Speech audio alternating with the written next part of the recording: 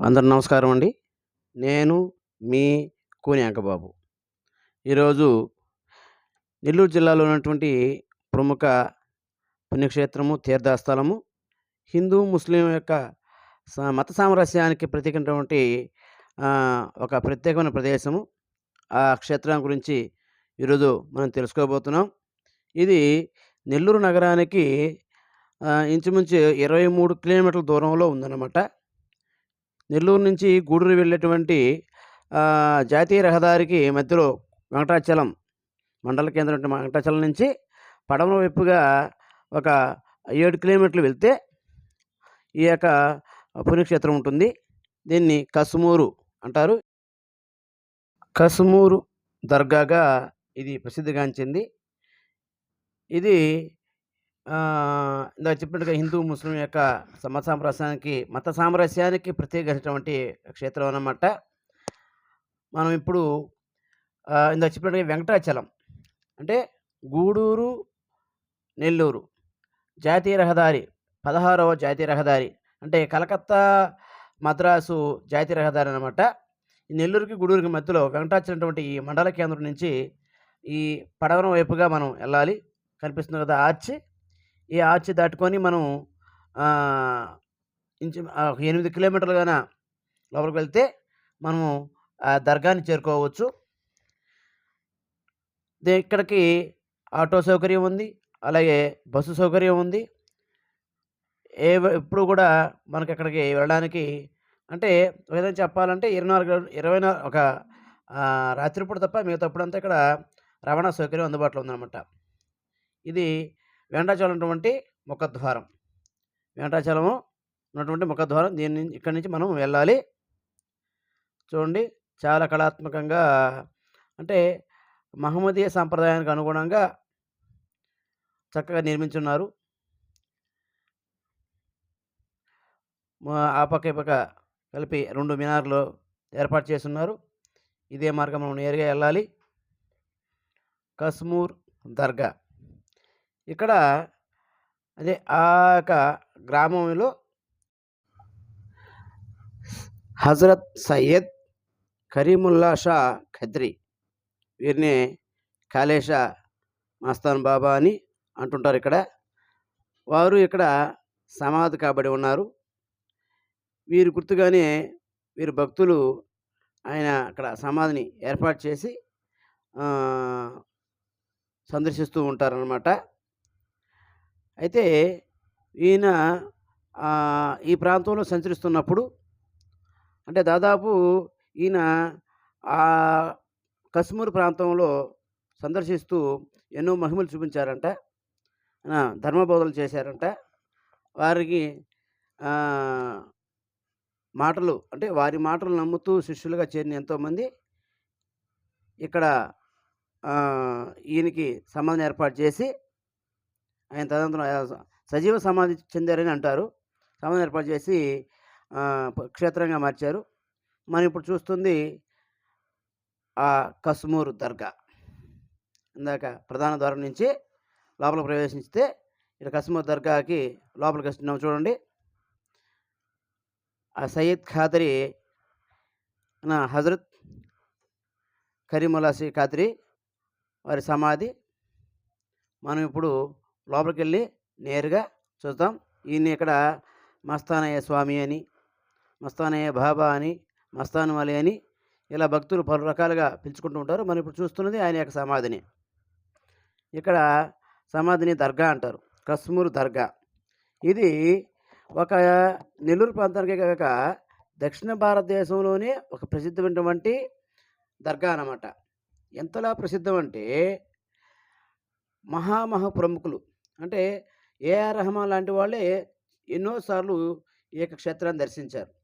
అలాగే విదేశాల నుంచి కూడా భక్తులు వచ్చి ఈ దర్గాను దర్శిస్తూ ఉంటారు.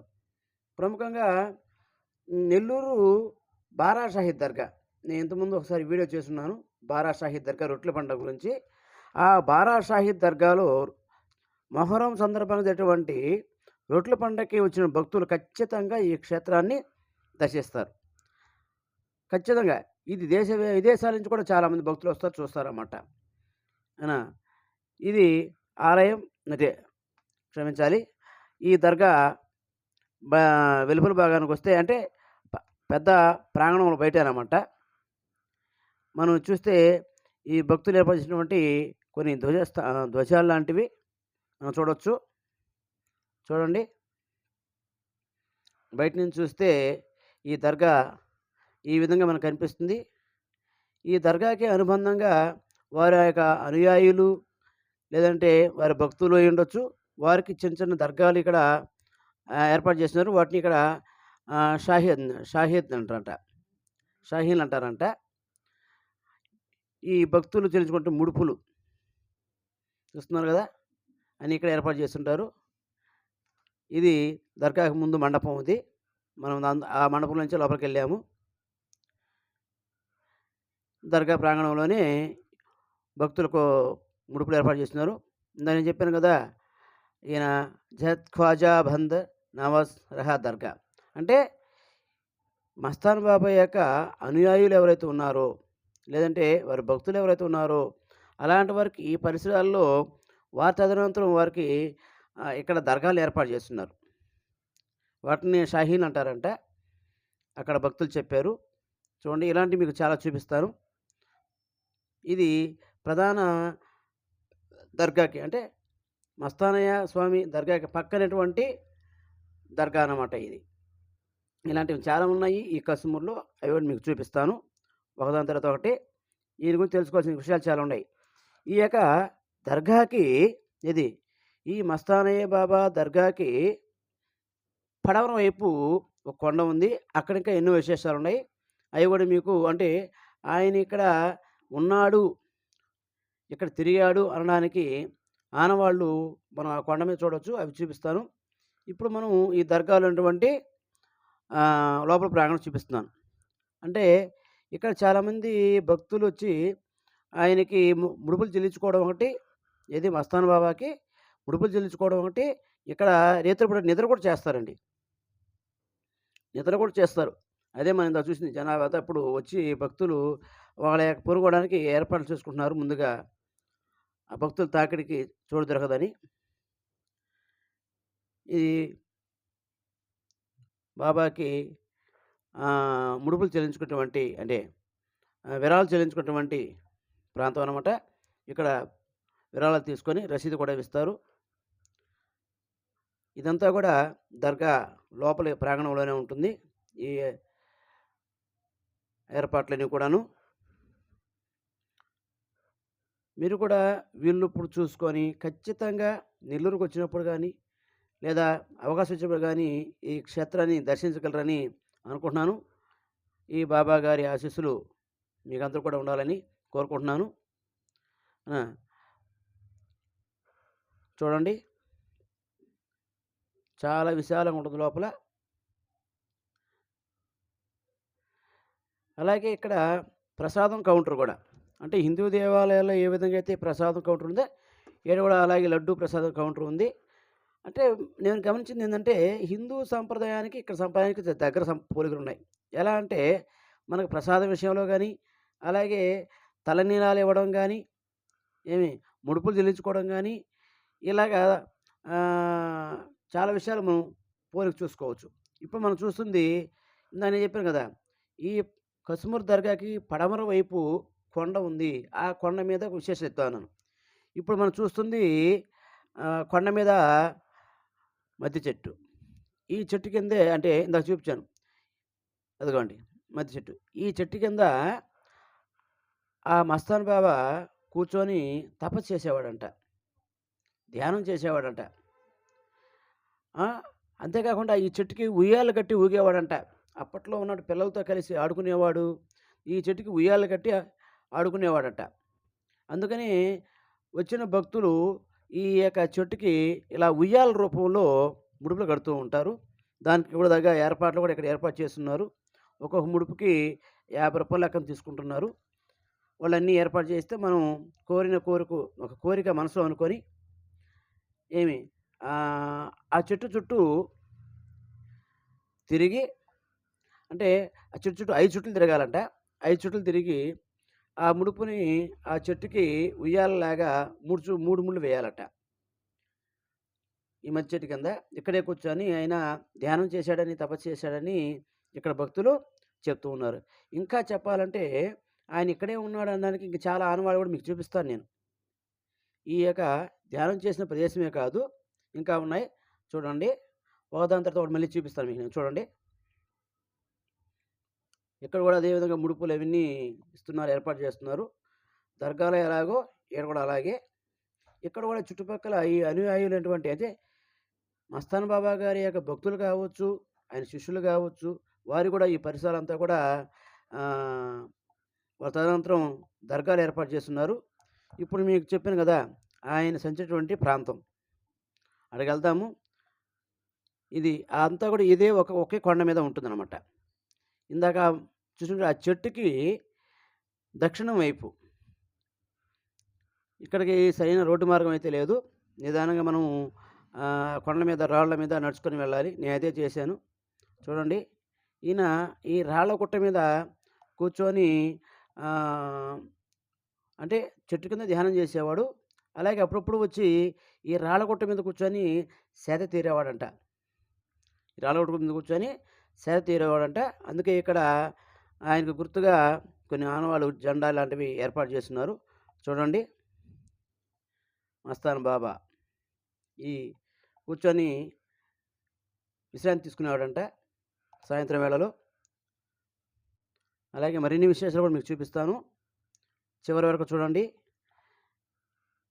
స్కిప్ చేయకుండా వీడియో మొత్తం చూడండి. లైక్ చేయండి, షేర్ చేయండి. మీ సలహాలని ఖచ్చితంగా కామెంట్ రూపంలో తెలియచేయండి. ఇంకా నాకు మంచి మంచి వీడియోలు చేసే అవకాశం కల్పించండి. ఇంకా అంటే నెల్లూరు జిల్లాకే కాకుండా మిగతా ప్రాంతాలకు సంబంధించినటువంటి పుణ్యక్షేత్రాలని మీకు చూపించే ప్రయత్నం చేస్తున్నాను. గత వారం తిరుపతి జిల్లాకు సంబంధించినటువంటి 2 ప్రదేశాలు చూపించాను. ఇప్పుడు మళ్ళీ మన నెల్లూరు జిల్లా, మన కడప జిల్లాకి అంటే కొన్ని జిల్లాలకు సంబంధించి అవకాశం ఉన్నప్పుడు వెళ్ళి తీసి మీకు క్షేత్రాలను చూపిస్తున్నాను. ఇప్పుడు మనం ఈ దర్గా మీద ఇందాక చూపించాం కదా, కొండ మీద కూర్చొని విశ్రాంతి తీసుకునేవాడు. దానికి కొంచెం దిగువగా ఆయన ఈ ప్రాంతంలో గొర్రెలు మేపేవాడంట. ఇంకోటి చెప్పారు వాళ్ళు. ఇక్కడ చెప్పిన భక్తులు ఏంటంటే ఇక్కడ ఆయన గొర్రెలు మేపుతూ ఉండేవాడట. ఆ మేపే క్రమంలో ఇప్పుడు చూస్తున్న బండ ఏదైతే ఉందో దాని మీద ఆయన సేతీరు కాసేపు పొనుకునేవాడట. ఆ పొనుకోవడం వల్ల ఆ బండ అలా అయిందని అంటారు భక్తులు.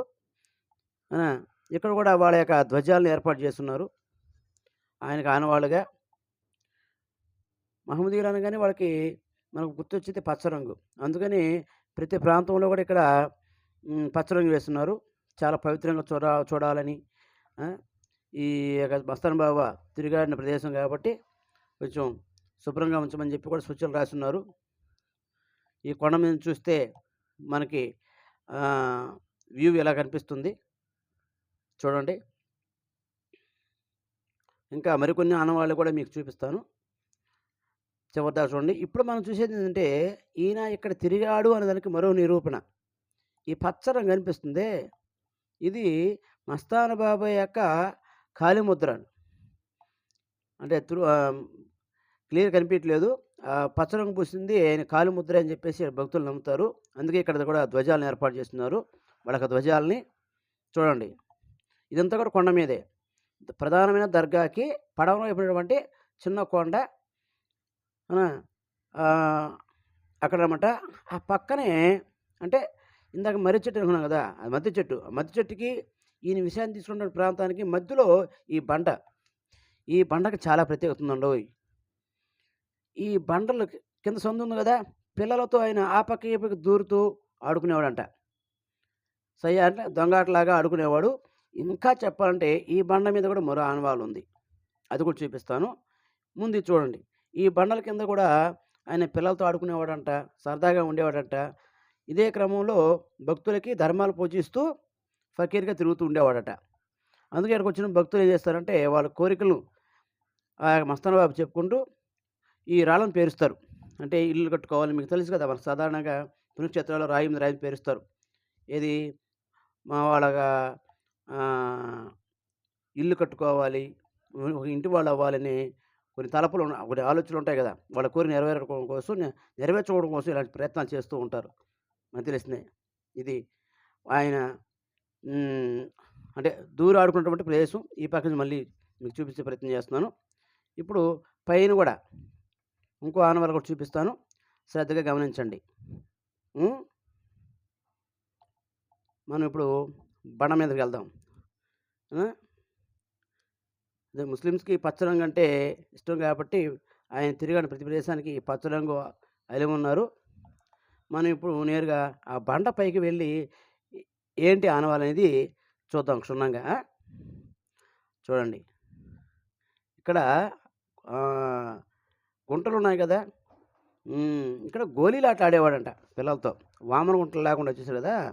ఇక్కడ ఈ ఖాదర్ బాబా ఇది మస్తాన్ బాబా పిల్లలతో కలిసి ఆ బండ మీద కూర్చొని ఈ గోలీలాటలు ఇవి ఆడేవాడంట. దానికి ఆనవాళ్ళే ఆ గుంటలు. కనిపిస్తున్నాయా? ఆ! ఇదంతకు ఆ యొక్క భక్తులు, అనుయాయుల యొక్క దర్గాలు ఇలా అక్కడక్కడ ఖచ్చితంగా అంటే ఈ కశ్మీర్ అంతా కూడా మీరు ఎటు చూసినా కూడా మనకు దర్గాలే కనిపిస్తూ ఉంటాయి. ఈ మస్తాన్ బాబా యొక్క శిష్యులు ఎవరైతే ఉన్నారో, అనుయాయులు ఎవరైతే ఉన్నారో వారికి అక్కడక్కడ ఈ దర్గాలు ఏర్పాటు చేసున్నారు. అవునా? అది ఈ బండ దగ్గర. ఇప్పుడు మనం చూస్తుంది అలాంటి ఒక భక్తుడి యొక్క, ఒక శిష్యుడి యొక్క దర్గా అన్నమాట ఇది. చూడండి. ఇక్కడ గూడా ప్రతి సంవత్సరం ఏం చేస్తారంటే, ఆహ్, దర్గా దగ్గర ఎప్పుడైతే పో ఉత్సవాలు చేస్తారో, అంటే ఉరుసు అని, లేదంటే ఈ రొట్టెల పండగప్పుడు గానీ, చేస్తారు గదా! పీర్ల పండగ అలాంటి ఈడ గూడా అంటే బాబా గారికి చేసినప్పుడు వీళ్ళకి కూడా చేస్తారనమాట. విశేషంగా ఇక్కడ వాళ్ళ భక్తులను కూడా గుర్తించి ఆ! వీళ్ళకి కూడా పీర్ల పండుగ లాంటివి చేస్తూ ఉంటారు. ముఖ్యంగా మొహర్రం లాంటి సందర్భాల్లో. ఇప్పుడు ఇది మీరు చూస్తున్నది మౌలాలి. ఇది ఎక్కడ అంటే కొండ కింద. కొండ కింద అంటే ఇందాక మనం చూసాం గదా! ఇది కస్మూరు దర్గా. ఆ దర్గా నుంచి మనం కొండకు వెళ్ళే మార్గం మధ్యలో కిందే కొండ కిందే మెయిన్ రోడ్‌లో ఉంటుందనమాట. మౌలాలి దర్గా ఇది. హ్మ్. మనం లోపలికెళ్ళి చూస్తున్నాం చూడండి. లోపల నుంచి చూపిస్తున్నాను. ఎంత పీర్లు ఏర్పాటు చేసున్నారు. చెప్పాను గదా! పీర్ల పండగ రోజు అంటే మొహర్రం ప్రధానంగా చేసేటువంటి ఉత్సవాలు గానీ, పీర్ల పండుగ ఉత్సవాలు గానీ, ఈ యొక్క దర్గాలో కూడా చేస్తూ ఉంటారు. ఇలాంటి దర్గాలు కశ్మూరు ఎటువైపు చూసినా మనకు కనిపిస్తూనే ఉంటాయి. చూడండి. ఇది మౌలాలి అనే భక్తుడి యొక్క దర్గా అన్నమాట.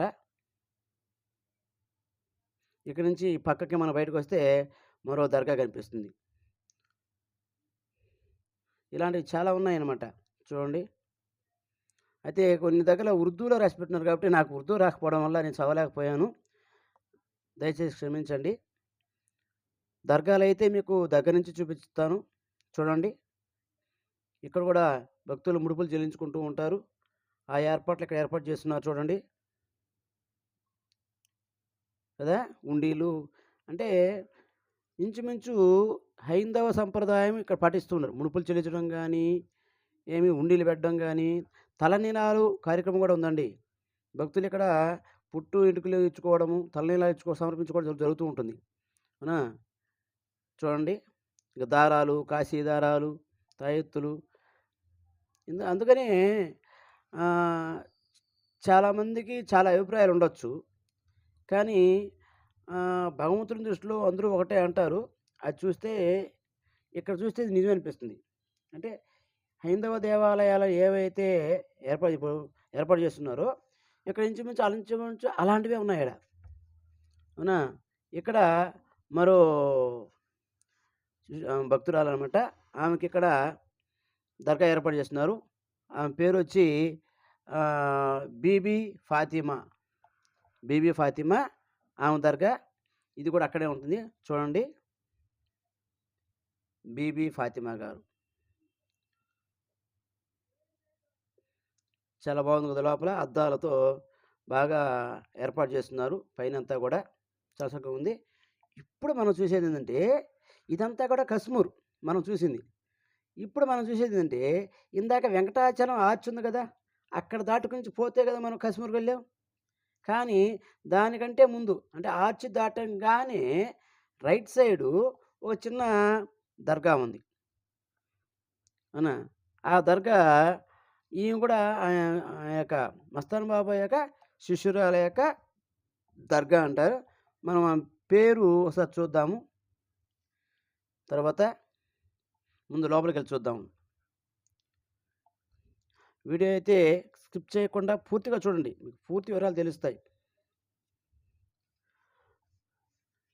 విశేషం ఏందంటే ఇక్కడ ఎక్కువగా ముస్లిమ్స్ కంటే హిందువులు ఎక్కువ సందర్శిస్తూ ఉంటారు. దీన్ని బట్టి హిందూ, ముస్లిం యొక్క ఐక్యత, సామరస్యం ఏ పడితే మనం తెలుసుకోవచ్చు. కానీ కొంతమంది మత ఛాందసవాదులు మాత్రము అది వేరు, ఇది వేరు అంటూ ఈ యొక్క టెర్రరిజాన్ని ప్రోత్సహించడం గానీ, లేదా అంటరాంతాన్ని ప్రోత్సహించడం గానీ, వేరు వేరు అనుకోవడం గానీ, ఇలా చూస్తూ ఉంటాం. అవన్నీ పక్కన పెడితే చూడండి. బీబీ ఖాదర్‌బీ. ఈవిడెవరంట? బీబీ ఖాదర్‌బీ అమ్మాజాన్. బీబీ ఖాదర్‌బీ అమ్మాజాన్ అంట. ఈవిడకి ఇక్కడ మనం చూసేది ఆమె యొక్క సమాధి. పక్కనే ఒక దర్గా ఏర్పాటు చేసున్నారు. దాన్నే మనం ఇప్పుడు చూస్తున్నాం. ఈ కశ్మీర్ పరిసరాలు మొత్తం గూడా ఆయన యొక్క భక్తులతో, అనుయాయులతో తిరిగిన ప్రాంతం గాబట్టి, వారు సంచరించిన ప్రాంతాల్లో ఇలాంటి దర్గాలు ఎక్కువగా ఏర్పాటు చేస్తున్నారు. ఆ! అదే ఇప్పుడు మనం చూస్తున్నాం. చూసారు కరీముల్లా ఖాదరీ యొక్క శిష్యురాలు బీబీ ఖాదరీ. వీళ్ళు మనలాగే వేప చెట్టుని బాగా అంటే ముస్లిమ్సు మనలాగే హిందువులలాగే వేప చెట్టుని చాలా పవిత్రంగా చూస్తున్నారు. అందుకని వాళ్ళ ధ్వజాలన్నీ కూడా వేప చెట్టుకి కట్టి పీర్ల పండుగ చేస్తూ ఉంటారు. విశేషం ఏందంటే ఇక్కడ చాలా దర్గాలు హిందువులు ఏర్పాటు చేస్తున్నారు. మనం గమనించి చూస్తే అక్కడ శిలాఫలకాల మీద హిందువుల పేరే నాకు కనిపించాయి. అందుకే చెప్పాను. ముస్లిమ్స్ కంటే హిందువులే మనం ఎక్కువగా ఈళ్ళని ఆరాధించడం జరుగుతోంది. మత సామరస్యానికి ప్రత్యేకంగా మన వాళ్ళు నిలవడం అనేది ఒక రకమైనటువంటి శుభదాయకమని, మంచి విశేషమని నా అభిప్రాయము. చూడండి. తర్వాత ఇంకో విషయం చెప్పాలను మీకు. అదేంటంటే షఫా బావి. ఏంది? షఫా బావి. ఇది ఇందాక మనం చూపించాం గదా! వెంకటాచలం ఆర్చ్ దాటిన తర్వాత ఒక చిన్న దర్గా. దాని తర్వాత అంటే కాశ్మీర్‌కి పోయే దారిలో మధ్యలోనే ఈ షఫా బావి అనేటువంటి ప్లేస్ ఉందన్నమాట. దాని ముఖద్వారం మనం చూస్తున్నాము. కాశ్మీర్‌కి వెళ్ళేటప్పుడు లెఫ్ట్ సైడ్ ఎడమ వైపు వస్తుందన్నమాట. మనం ఈ ఆర్చ్ దాటుకొని ఇంచుమించు 1.5 కిలోమీటర్ల లోపలికెళ్తే ఆ షఫా బావిని మనం చేరుకోవచ్చు. ఏందంటే దీని విశేషం ఏందంటే ఒక గోవిందయ్య అనే ఒక అతను హిందువే. అతనికి ఏదో ఆరోగ్యం బాగాలేకపోతే ఈ కశ్మీర్ గురించి ఎవరో చెప్తే ఈడకి వచ్చే క్రమంలో ముందుగానే ఆయన్ని ఈ మస్తానయ్య బాబా మారువేషంలో కనిపించాడని, ఆయనకి ఏదో బలానికి ఇచ్చారని, అంటే వైద్యానికి అది ఇచ్చారని, ఈడకి వచ్చినప్పుడు నయమైపోయిందని ఒక గాథ. ఆ విషయాలు ఇక్కడ ఒక భక్తుడితో మనం మాట్లాడిచ్చాను. అవి మళ్ళీ ఆయన ద్వారా ఇందాం మనం. ఇక్కడ షఫా బావి. దీని ప్రత్యేకత ఏందంటే ఇది ఆ భక్తుడు చేత ఆ మస్తాన్ బాబా తవ్వించినటువంటి బావి. దీని ప్రత్యేకత ఏందంటే దీంట్లో స్నానం చేసిన ఈ నీళ్ళు మనం తాగినా ఇది తాగునీరు కూడా వాడతారు. ఎన్ని రుగ్మతులున్నా పోతాయంట. చూడండి. హజరత్ సయ్యద్ కరీముల్లా ఖాదరీ బాబా గారి షఫా బావి. ఇక్కడ షేక్ అబ్దుల్ రహమాన్ అంటారు. అంటే ఒక హిందూ తర్వాత పేరు మార్చుంట షేక్ అబ్దుల్ రహమాన్ అని. ఆయన చేత తవ్వబడిన బావి ఇది. ఈ బావి పక్కన స్నానపు గదులు ఏర్పాటు చేస్తున్నారు. ఈ నీళ్ళతో స్నానం చేసినా లేదా ఈ నీళ్ళని తాగినా కూడా సర్వరోగాలు పోతాయని ఇక్కడ భక్తులు చెప్తున్నారు. అదే మీకు ఇప్పుడు చూపిస్తున్నాననమాట. చాలామంది ఏం చేస్తారంటే భక్తులు నేరుగా కశ్మీర్‌కెళ్ళి వచ్చేస్తుంటారు. కశ్మీర్‌కెళ్ళి దర్గాను చూసి వచ్చేస్తుంటారు. దర్గా వెనుక కొండ మీద అన్ని విశేషాలున్నాయి. అలాగే వెళ్ళే మార్గంలో కూడా ఈ చిన్నపాటి దర్గా, అలాగే షఫా బావి. నేను కూడా ఈ మధ్య కొంతమంది అడిగాను. షఫా బావి గురించి అడిగితే కశ్మీర్ తెలుసు కానీ షఫా బావి ఎక్కడన్నారు. అంటే నేరుగా వెళ్ళిపోయి నేరుగా వచ్చేస్తున్నారు. అలాంటి వారికి ఇటువంటి విశేషాన్ని తెలియజేయాలని తెలియజేస్తున్నందుకు నాకు చాలా సంతోషంగా ఉంది. ఎందుకంటే మంచి ఎక్కడైనా మనం పంచుకోవాలి, తెలియజేయాలి. ఆ! ఆ విశేషాలు ఇప్పుడు ఒక భక్తుడు చెప్తాడు, వినండి. మేడం ముజావరు మొహమ్మద్ బాఫర్ హుసైన్ ఇది పుట్టించిండు. ఇది ఆయన పేరు చేస్తున్నాడు. ఆయన మరణించిన తర్వాత ఆ చెప్పిన దాంట్లో ఇది పెట్టించిన దాంట్లో శుద్ధం చేసి చేస్తాం.